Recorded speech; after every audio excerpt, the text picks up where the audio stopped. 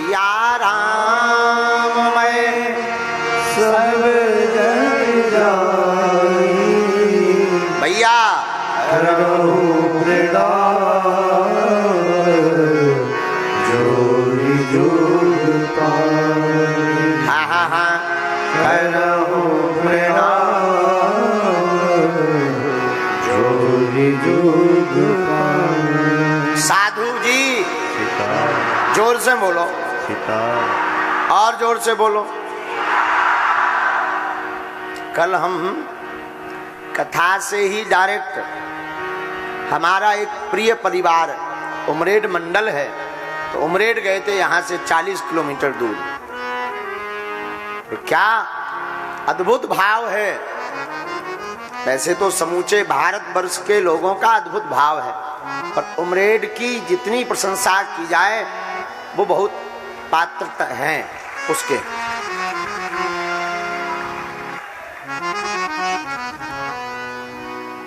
तो आप लोग नाराज तो नहीं हो? अच्छा, 1 बजे से कौन कौन बैठा है? 12 बजे?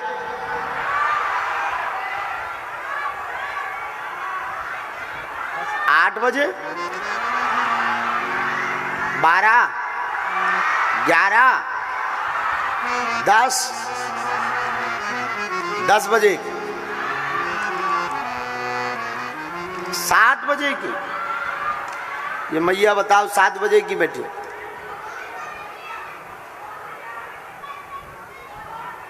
तो कह गईनिया का मैया तुम? वाह, जय हो पगलू माता, अद्भुत। ये ठाकुर जी की बाबरी हैं। हाँ सच में, ये दोनों देखो ठाकुर जी लिए हैं, ये ठाकुर जी की दोनों बाबरियां हैं, जोगनियां हैं ठाकुर जी की हैं। हाँ वाह, अद्भुत अद्भुत भाव। आपकी जय हो माँ विराज, आपकी जय हो। धन्य है आपकी श्रद्धा।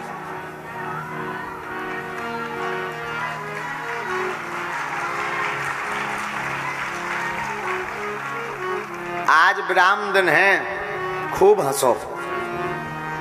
हैं? आज कथा का विराम दिन है। अब तो जब कभी भगवान कृपा करेंगे सो फिर हम नागपुर आएंगे। आना चाहिए कि नहीं? अच्छा, आएंगे, फिर आएंगे ठटरी बार वे विरोधियन की। वाह वाह वाह, श्री ठाकुर जी अद्भुत, विराजमान करो, विराज विराज। हरि का भजन करो, हरि है हमारा। हरि का भजन करो, हरि है हमारा।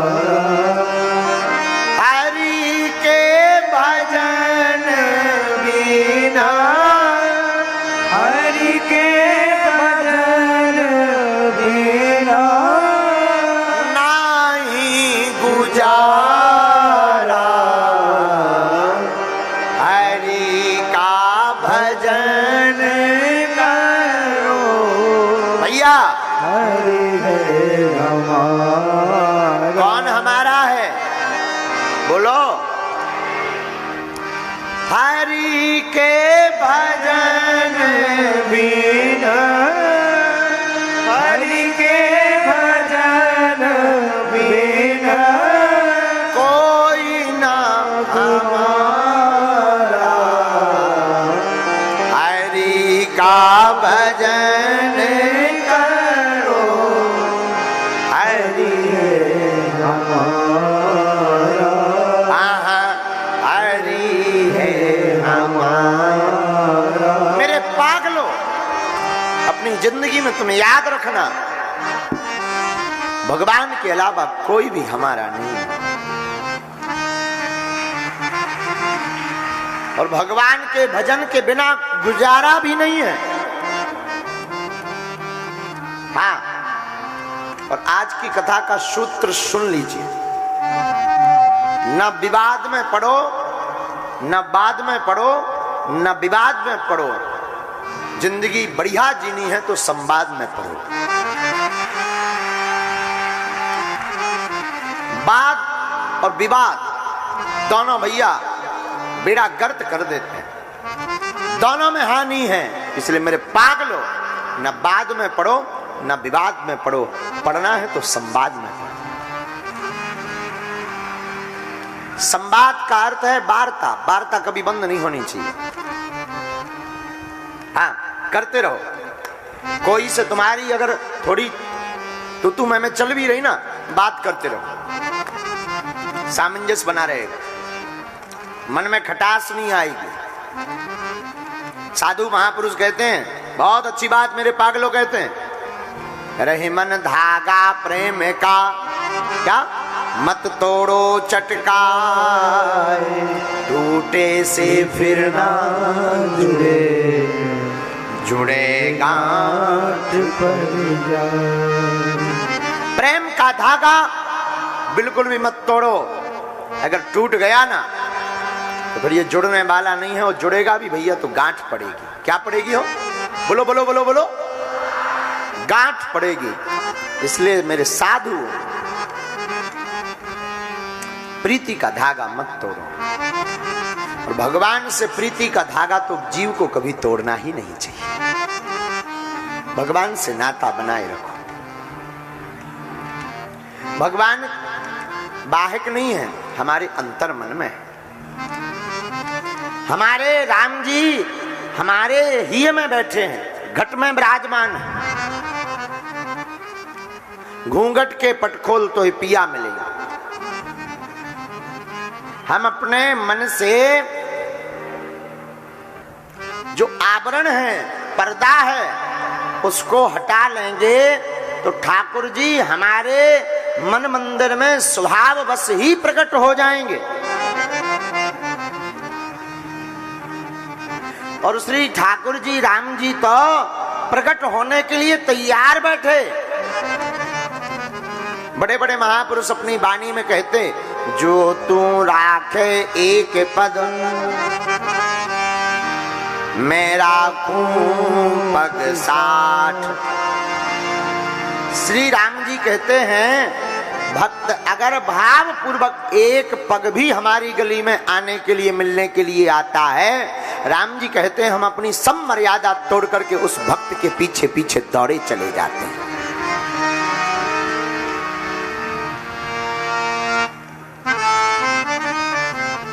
मद भक्ता यत्र गायन्ति तत्र तिष्ठामि नारद, नाहं बसामि वैकुंठे। भगवान कहते ना तो हम वैकुंठ में रहते, ना योगियों के हृदय में रहते, ना जप में न तप में, पर भगवान कहाँ रहते? बोले मद भक्ता यत्र गायन्ति तत्र तिष्ठामि नारद।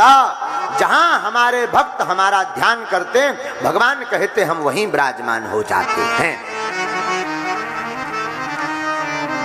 हमने कल आपको कहा था, भगवान कहाँ? जहां भक्त की हाँ, भगवान वहां, वहीं भगवान। गोस्वामी जी अपनी वाणी में भूत भावन महादेव कहते भी हैं, उमा हरि व्यापक सर्वत्र समाना, प्रेम ते प्रगट हो ही मैं जाने। भगवान सर्वत्र विद्यमान है, सब जगह कण कण में। लेकिन जहां भक्त पुकारते, भगवान वहीं प्रकट हो जाते। तो महाराज हम तो इतनी स्तुति करते, हम तो इतना निवेदन करते, हम तो इतना विनय करते, आज तक भगवान नहीं आए हैं? क्या बात है? क्या हमारी स्तुति भगवान को सुनाई नहीं पड़ती? या भगवान बहुत ऊंचा सुनते हैं तो जोर जोर से चिल्लाएं? भगवान ऊंचा नहीं सुनते हैं, भगवान भाव की सुनते हैं। बाहिक जगत में तुम कितना जोर जोर से बोल रहे हो, हमारे राम जी को उससे कुछ लेना देना नहीं है। अंतर्मुखी होकर के भगवान को तुम कितना पुकार रहे हो, हमारे ठाकुर जी को तो सिर्फ उतना ही लेना देना है। हाँ, अंतर्मुखी होकर के जीव को, भक्त को श्री ठाकुर जी का स्मरण करना चाहिए, अंतर्मुखी होकर, अंतर्मुखी भावपूर्वक निरंतर। अच्छा महाराज, फिर भगवान अगर अंदर हैं तो दिखाई क्यों नहीं पड़ते? भाई देखो, मक्खन में घी है पर दिखाई पड़ता क्या नहीं, जब तक मंथन ना किया जावे दही को, दधी का जब तक मंथन ना हो तब तक मक्खन नहीं निकलता। मक्खन को जब तक अग्नि पर, ताप पर ना चढ़ाओ तब तक घी प्रकट नहीं होता।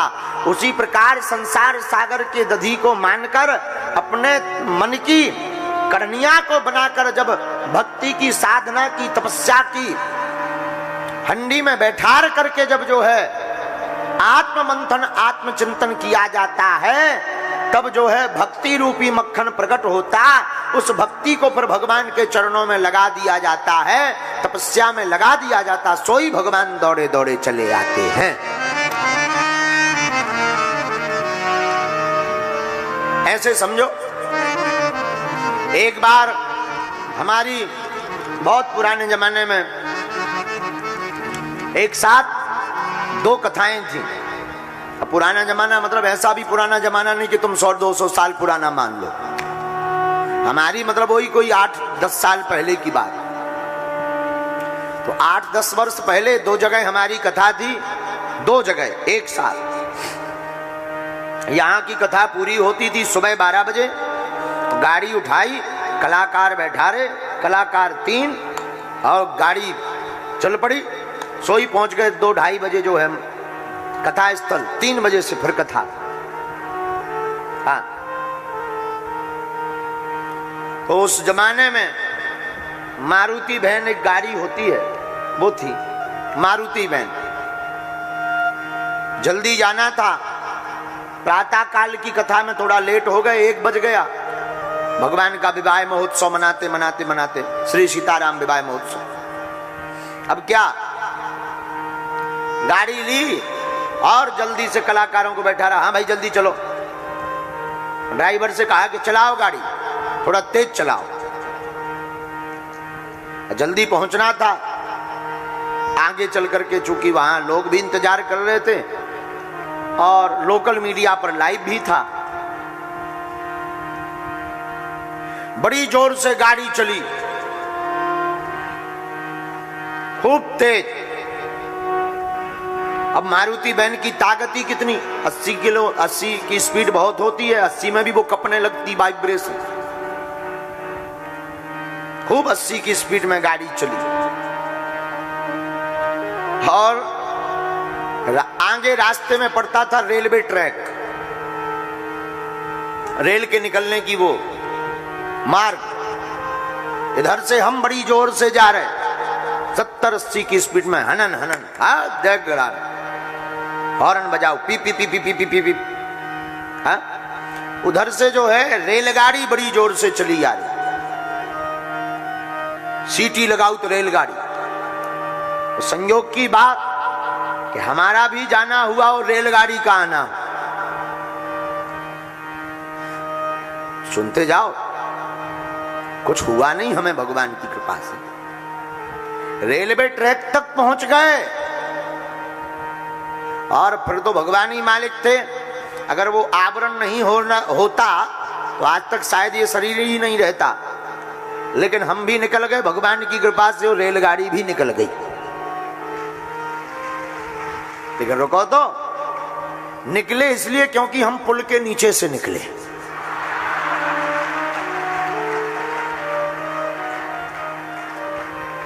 दोनों एक ही टाइम पे आए, हमारा जाना हुआ, रेलगाड़ी का आना हुआ, एकदम ऐसे। लेकिन हम भी बच गए, रेलगाड़ी भी बच गई, भाभी कुशल बच गई। तो कारण ये है कि हम जो है पुल के नीचे से निकले, सो रेलगाड़ी बच गई। उसी प्रकार कई बार भगवान की कथा सुन करके ये जीव, कई बार संतों के दर्शन करके ये जीव भगवान की तरफ 80-90 की स्पीड में दौड़ता है। और भगवान भी अपने भक्त के लिए 360, 80 की स्पीड में दौड़ते हैं, लेकिन माया का पुल बीच में पड़ जाता, भक्त नीचे से निकल जाता, परमात्मा ऊपर से निकल जाते हैं। हाँ, काश वो पुल ना होता तो आज हम ना होते या रेलगाड़ी ना होती। उसी प्रकार अगर ये माया का आवरण ना हो तो जो है भगवान को मिलने में देरी नहीं है। पर आप कहोगे महाराज ये माया का मतलब मां माने नहीं, या माने जो नहीं है वही माया। और जो तुम्हें दिखाई पड़ रहा है ये टेंट तंबू पंडाल, पड़ोसी अड़ोसी लुगाई लड़का घरवाई मामा बुआ मौसा, ये सब के सब मिथ्या, जगत मिथ्या, जगन मिथ्या, ये सारा संसार मिथ्या है। केवल और केवल श्री ठाकुर जी ही सत्य हैं। ये सपना है, मोह निशा सब सोबनिहारा, देखिए स्वप्न अनेक प्रकारा। लेकिन जब जीव सब कुछ त्याग कर ईश्वर की तरफ भागता है तो भगवान का नाम आजान बाहु है। भगवान अपनी बड़ी लंबी लंबी भुजाओं से जीव को उठाकर अपनी गोद में बैठा लेते हैं। विठ्ठला, भगवान अपनी गोद में बैठा लेते। और भगवान की गोद में कब बैठोगे? देखो ऐसे समझो, जल से अगर मछली को अलग कर दिया जाए तो कैसा हाल होता है? तड़पती है या नहीं? जिस प्रकार जल से अलग करने पर मछली तड़पती है, वैसे ही अगर भक्त भगवान के लिए तड़पे तो फिर भगवान अपने आप को संभाल नहीं पाते, रोक नहीं पाते, भक्त के सामने प्रकट ही हो जाते हैं। कई लोग हमको मिलते कि महाराज 40 साल हो गए, दाढ़ी सफेद हो गई, भगवान नहीं मिले, ठटरी के बरे। अब तुम्हें रसगुल्ला भी खाना है, रबड़ी मालपुआ चाउमीन की सटके सटकानी, और तुम कहो कि भगवान भी मिल जाए। ये तो वही वाली बात हो गई कि गाल भी फुलाओ गजल भी गाओ, मुंह भी फुला लें गजल भी गा लें, दोनों बड़ा मुश्किल है। परमात्मा तो डूबने से मिलते हैं। देखो एक बात, पानी में डूबोगे तो मृत्यु निश्चित है, भक्ति में डूबोगे तो मुक्ति निश्चित है।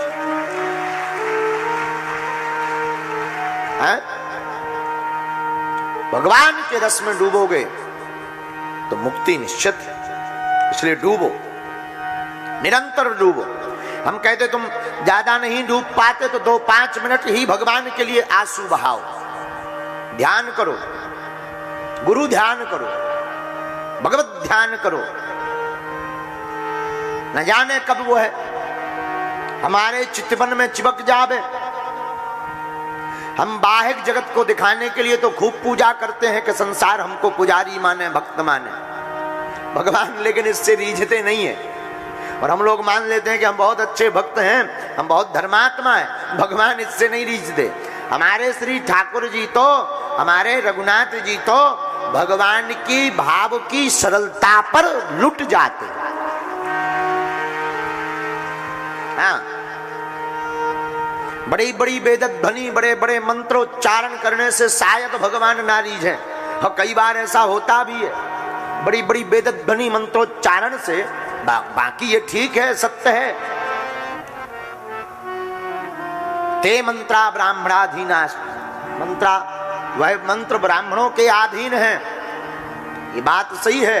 मंत्रों के अधीन देवता हैं, ये बात सही है। और देवता और भगवान में बहुत अंतर है।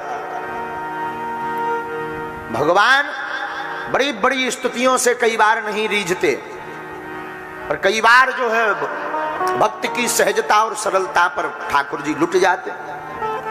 एक बार हमने कहा, कथा बताई थी, अब याद नहीं, पुनः बताते हैं। एक बार एक गांव का चरवाहा मंदिर के पुजारी जी के पास गया कि हमने सुना भगवान की पूजा करनी चाहिए, तो हमें कोई मंत्र बताओ, हम पूजा करें। तो बोले तुम पढ़ लोगे? बोले हम अनपढ़ गवार हैं, कोई सीधा सरल बताना। बोले अच्छा ठीक है, तुम गोपाल गोपाल कहा करो, गोपाल जी गोपाल जी गोपाल जी गोपाल जी। इसने कहा बढ़िया है। इसने ली माला, लगा गोपाल जी गोपाल जी गोपाल जी गोपाल, लेकिन रास्ते में आया सोई भूल गया। अब पूछने जाएंगे तो पंडित जी नाराज होंगे, गुरुजी नाराज हो गए कि अभी मंत्र दिया अभी भूल गया। इसने कहा क्या नाम था, क्या मंत्र कहा था, क्या कहा था, क्या कहा, गा से कोई नाम शुरू था। तो गोपाल जी गायब हो गए, इससे गप्पू जी याद आ गए। याद आ गया, गप्पू जी गप्पू जी गप्पू जी गप्पू जी, ली माला लगा सटकाने, गप्पू जी गप्पू जी गप्पू जी गप्पू जी गप्पू जी। घर पर आया, पत्नी ने कहा क्या कर रहे हो? मंत्र जाप कर रहे हैं, बीच में मट्टों को भरना भूल जाएंगे। पत्नी बोली तो भोजन तो कर लो। बोले नहीं, अब भोजन नहीं करेंगे, अगर हम भोजन करेंगे मंत्र भूल जाएंगे, फिर नहीं याद आएगा। पत्नी बोली एक काम करो, जब तक हम मंत्र जाप कर रहे हैं तुम भोजन कर लो, हमें दो, ले। बोले अच्छा ठीक है, तो कहो गप्पू जी गप्पू जी। अब पत्नी लगी गप्पू जी गप्पू जी, इसने रोटी खाई, हाथ पांव धोया। अब बोले लाओ हमाओ मंत्र हमें दो, तुम अपनो काम करो। उसने दे दिया, कहो गप्पू जी। तो अब ये फिर से चरवाहा गांव का ग्वाल बाल ये फिर कहने लगा गप्पू जी गप्पू जी गप्पू जी गप्पू जी। ये इतना तल्लीन हो गया, रात को सोई ना। पत्नी बोली ये क्या है? इसने कहा बा सो गए, नाम भूल गया, फिर अपन कौन पढ़े लिखे हैं कि लिख लो। पत्नी ने कहा अच्छा ठीक है, तो आप परेशान ना हो, एक काम करो, पत्नी हो तो ऐसी हो, आजकल की देवियां तो सीताराम जी बचा दे। वाह, पत्नी हो तो ऐसी। बोली चिंता मत करो। अच्छा तुम ज्यादा ताली बजा रहे, तुम ज्यादा हैरान होगा हैं? लुगाई की बात आवे तुम खूब ताली बजाओ। अच्छा घरवाई के संग ही बैठे, हाँ इसीलिए तो देखो धर्म पत्नी हो तो इन जैसी बड़ी जो है। वो बोली कि एक काम करो स्वामी जी, आधी रात तक तो हम सोएंगे, आधी रात तक तुम, और जब हम सोवे तो तुम जाप किया करना, और तुम सोओगे तो हम जाप करेंगे, तो मंत्र भी नहीं भूलेगा, वो काम भी हो जाएगा। 2-3 दिन बाद ये वन में गया और कोने पर बैठ करके लगा जपने गप्पू जी गप्पू जी गप्पू जी गप्पू जी गप्पू जी गप्पू जी गप्पू जी गप्पू जी, ली माला लगे गप्पू जी लगे गप्पू जी। तो भगवान श्री ठाकुर जी रुक्मणी मैया दोनों घूम रहे थे। श्री रुक्मणी मैया ने पूछा सरकार ये किसका नाम जप रहे हैं? भगवान बोले हमारा। रुक्मणी जी बोली जय हो, हमने आपका सहस्त्रनामा बलि पढ़ा है, अष्टोत्तर शतनामा बलि पढ़ा, हमने सब नाम आपके पढ़े, पर उसमें कहीं गप्पू जी तो आज तक नहीं पढ़ा, और हमसे ज्यादा करीब कोई नहीं जानता। ये आपका नहीं है, झूठ बोल रहे। भगवान बोले ज्यादा तो मैं झूठ लग रहा तो ट्राई करके पूछ के आओ, जाओ, हमारा नाम है गप्पू जी। रुक्मणी मैया को नहीं भरोसा हुआ भगवान की बातों पर, सोई रुक्मणी मैया पहुंच गई। अच्छा भैया, बूढ़ी माता का रूप धारण करके रुक्मणी मैया पहुंच गई। अच्छा भैया, अरे ओ बेटा किसका नाम जप कर रहे हो? अब इसने सोचा कि अगर इनसे बात करेंगे सो नाम भूल जाएंगे, तो लिए माला इशारा कर गप्पू जी गप्पू जी गप्पू जी गप्पू जी गप्पू जी गप्पू जी गप्पू। तो बूढ़ी माता जी ने अरे बेटा बता तो किसका नाम है? तो बोला गप्पू जी गप्पू जी गप्पू जी गप्पू जी गप्पू जी गप्पू जी गप्पू जी गप्पू। और उसने 4-5 बार माता जी ने पूछा, इसने 4-5 बार इशारा कर दिया जाओ दिमाग ना खाओ। लेकिन जब नहीं भागी तो उसका माथा गर्म हो गया। माता जी ने फिर पूछा रुक्मणी मैया, अरे बेटा बता तो दे किसका नाम जप कर रहा? सोई गप्पू जी गप्पू, तेरे खसम का जप कर रहे जा। और ली माला और फिर गप्पू जी गप्पू जी गप्पू जी गप्पू जी गप्पू जी। और रुक्मणी मैया भागी तुरंत।